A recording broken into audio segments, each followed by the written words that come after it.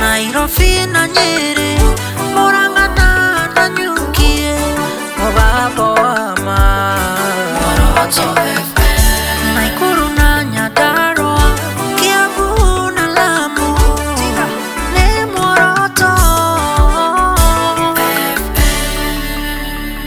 Everyone and welcome to today's episode of The Sentiment with Kevin Karaya.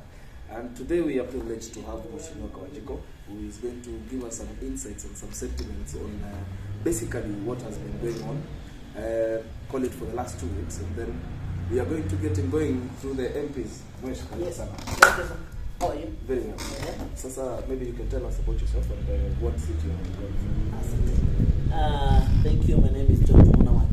That's what I'm from. I appreciate and I really thank the people of Kiambaa for electing me for that 8 months. I think I'll be in the office before the next general election. I'm still defending my seat as the current member of parliament for Kiambaa constituency, the BBA party. My party name is William Ruto and our party symbol is Wilbur. So I'm grateful to the people of Kiambaa for that opportunity that they have accorded me to serve me, particularly for that 1 year.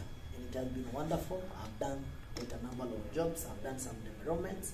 And I know when to come back to those of the mashinani, tutaongea the things that we have been able to achieve within that 8 months. Maybe if we stick to UDA party, and going by the fact that Rigathi Gachagua was chosen as the deputy running for Ruto. Yeah. And there has been talks that he was actually like your father when campaigning. Yeah. So can you tell us about Rigathi a little bit that you know? I think it was just a propaganda that was propagated by the Jubilee people during the by-election, whereby they were saying that Rigathi Gachagua is my father. I didn't deny, there was no, sense of denying, but he's a good man. He's a good man. He's a very good supporter.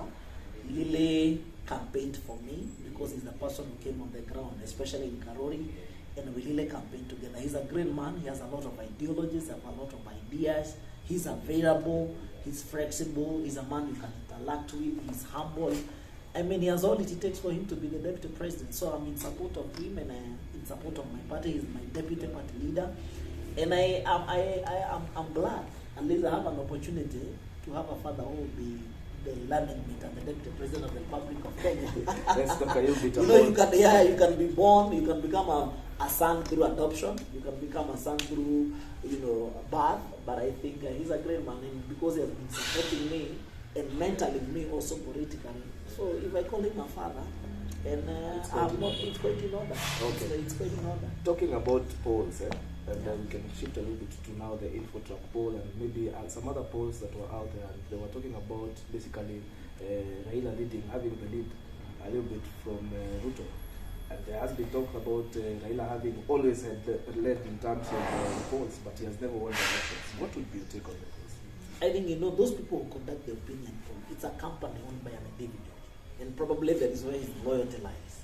When you look at the example, even the way they are treating our candidate and our presidential candidate, William Ruto, in terms of even coverage, in terms of the media, it's given a clear indication, the deep state and the biasness. So it is a company and the media and those people conducting opinion poll, it's a company owned by the people.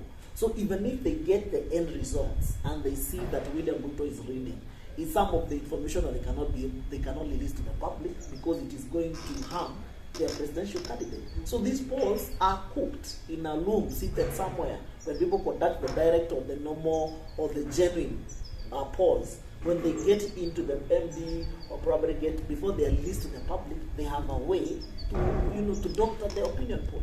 We have seen it even in 2017. They were saying that Raila Odinga is leading with 54%, and Uhuru Kenyatta, I think he had 42 or 14%. So it did not actualize or materialize to what the opinion polls were saying. So for this election, and we know that's I was telling the Muoroto radio station, I was telling the listeners that this is now the control of the deep state. This is what now the deep state can be able to do. But in terms of counting votes, in terms of declaring who is the winner, they have no power, they have no mandate. It is the will of the people versus the will versus them. Okay. let's switch a little bit to now the 10-point agenda that there's a new brought as a manifesto. We know that the UDA might be doing the manifesto end of this month. So what do you think that really the opposition, or rather Azimio side, would have put in place? And over time they have been talking about some points that were not clearly shown in the 10-point agenda. What do you think about the Azimio manifesto? I think Azimio, it's not a people-driven manifesto. When you look at what they are saying, apart from what Laila said that you'll be giving people 6 million pounds, 6,000 shillings, nothing else. You know, there is nothing to be proud of the Azimio manifesto. One of the things that they're saying, they're going to cripple the Mitumba business people. You know, when you look at the hustler nation, when you look at the hustlers in this republic, those people who depend on less than $1 in a day, they depend on those plots. So even if you're trying to tell us that you come and build an electrical gauge railway, or you'll come and do a modern, airport or whatever that they're going to do, and you're going to come up with a cottage industry, or probably you're going to cripple the Mitumba, you must showcase your point. How do we align at this point? And that's what you had William Ruto saying, even when he's talking up to the women in Nyayo Stadium, and when he's trying to say, these people, the Mitumba business, we have a way, we have a manifesto. How do we grow them from being Mitumba business people, maybe to own cottages, maybe to own textile industries, to become fashions and designers? There must be a process of how are you going to realize this dream. But when you listen to the Azimio, they have nothing that is touching on the common mwananchi. It has nothing to show. They have nothing to show about our life, about the common mwananchi. But the things they have been doing with this government since the handshake government came into being, it has everything to discriminate. It has everything, to discriminate the common mwananchi. There is no money, there are no resource in the mashinani, as they always say, mashinani. When you look at it, I mean, you cannot even relate with whatever they are trying to market right now, with whatever they are trying to sell as their own manifesto. But we are hoping, and we know that we are going to be launching our manifesto, the UDA on the Hustler National Manifesto, on 30th of June, I guess. And we want to believe that it will be people-centered, kind of a manifesto. It will have the interest of the people at heart.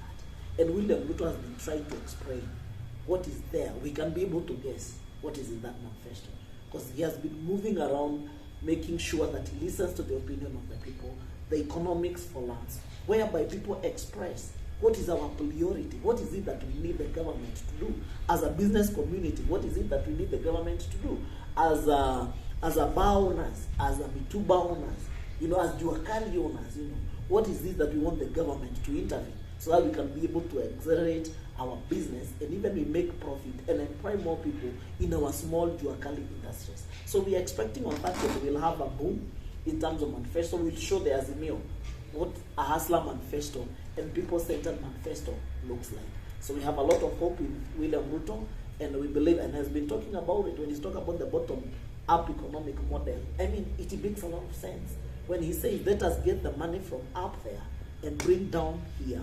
And for the first time, let us think about our people, and let us think of what we can do to better their lives. Yeah, let us think about it. Yes. Thank you very much, Mheshimiwa. I would like you to maybe give a minute and talk to your people, and tell them why you think you are the best for that certain seat.